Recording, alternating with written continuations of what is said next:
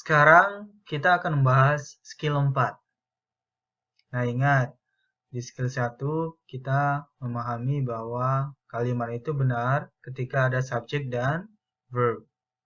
Kemudian di skill 2 dan 3, kita belajar tentang objects of preposition dan appositive yang menyulitkan kita dalam mencari subjek dalam kalimat. Nah, di skill 4 dan 5 nanti, kita akan mempelajari yang menyulitkan kita dalam mencari verb dalam kalimat.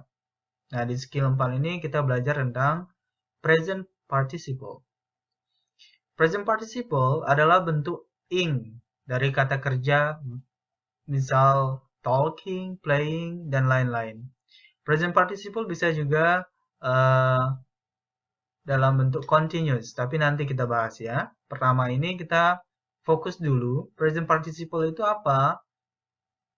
Present participle itu adalah verb yang ditambah ing, misal talking, playing, reading, flying, dan lain-lain. Present participle bukanlah verb, tetapi kata sifat.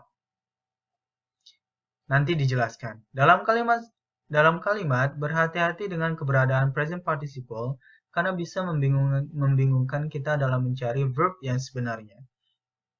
Karena tadi ketika kita lihat, oh ada talking, ini kata kerja, padahal bukan. Kenapa dia bukan kata kerja? Karena di depannya tidak ada to be. Kalau di depannya ada to be, misalnya she is talking, di depan talking itu ada is, to be, maka dia jadi kata kerja. Tapi kalau misalnya talking saja, di depannya kita tidak temukan kata kerja atau to be, lebih tepatnya to be ya, maka itu bukan kata kerja, tetapi kata sifat. Ingat, verb ing di depannya ada to be, maka jadi kata kerja.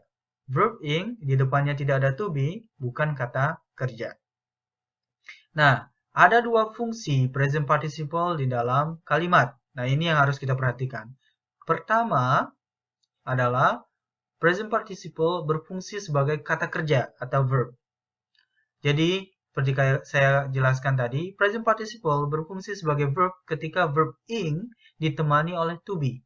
Dalam kasus ini, kalimat akan sama seperti continuous tense.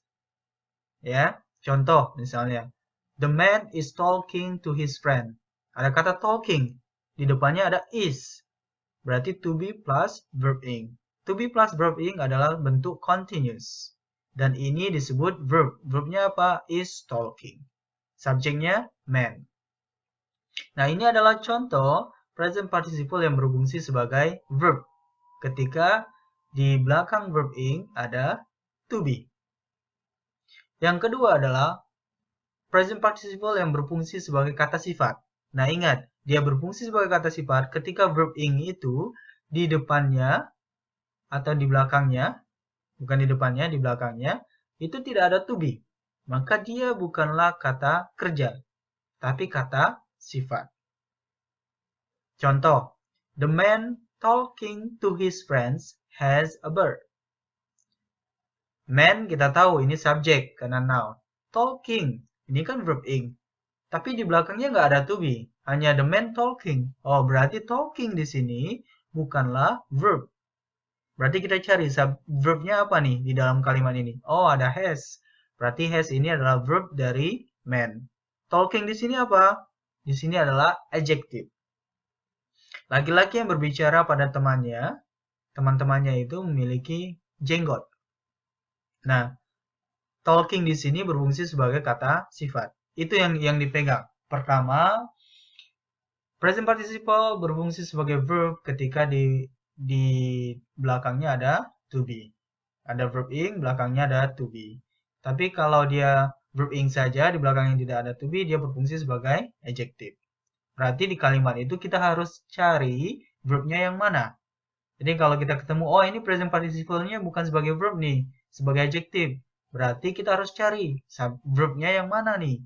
Kayak seperti contoh nomor 2, the man talking to his friends has a bird. Talking di sini adjective nih, berarti kita harus cari verbnya yang mana nih untuk man nih. Ternyata ada has, berarti man subject, has verb.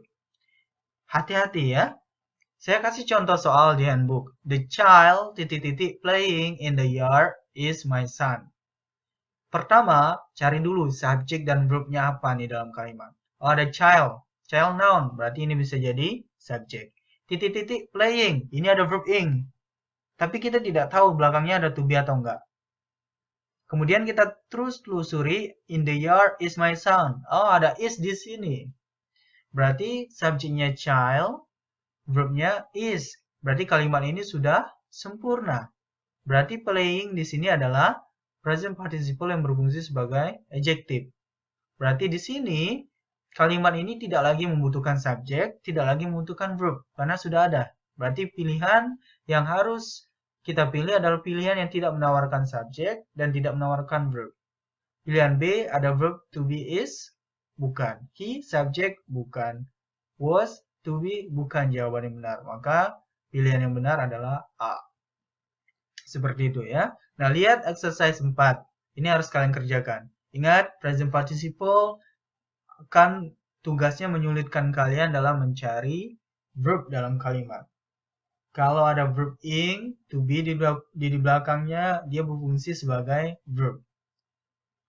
Nah, ingat dalam satu kalimat hanya ada satu subjek dan satu verb. Jadi berpasangan. Kalau ada dua verb, ada satu subjek, dua verb, maka ada yang salah di antara verb ini. Salah satunya biasanya harus berubah jadi adjective. Makanya kalau ada misal ada satu subjek tapi ada dua verb nih. Satu present participle, satu yang lain.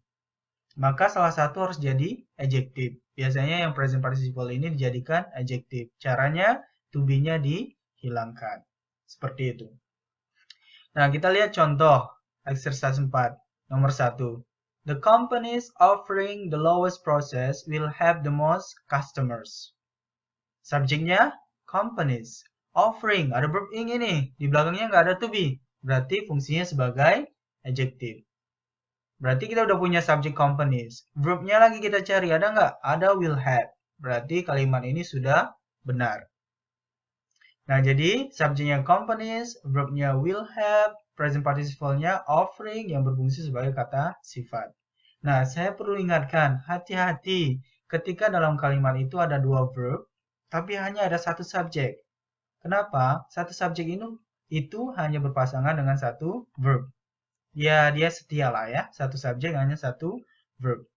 Jadi, ketika di dalam verb itu, di dalam kalimat ada dua verb, biasanya ada satu bentuk continuous, to be plus verb ing, dan satu lagi kata kerja yang lain, maka kalimat ini salah. Kenapa? Subjek satu, verbnya ada dua. Tidak boleh. Membenarkannya gimana? Satu subjek, verb yang ada dua verb ini, salah satunya harus dijadikan adjective. Biasanya jadikan present participle. Bagaimana? To be-nya dihilangkan. Contoh misalnya ya, saya kasih contoh. The man is talking to his friends has a bird. Kan ada the man is talking. Ada lagi has a bird. Itu kan ada dua verb. Subjeknya hanya man. Verb yang pertama is talking. Verb yang kedua adalah has. Berarti ada dua verb, kalimat ini salah.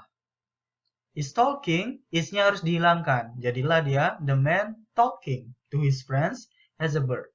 Jadinya man, subjek, verbnya has. Talking di sini adalah present participle berfungsi sebagai adjective.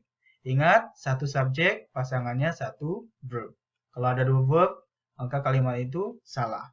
Salah satu verbnya harus berubah jadi adjective. Paham? Nah, silakan dikerjakan nomor 2 sampai nomor 10. Semangat ya! Let's break the limits!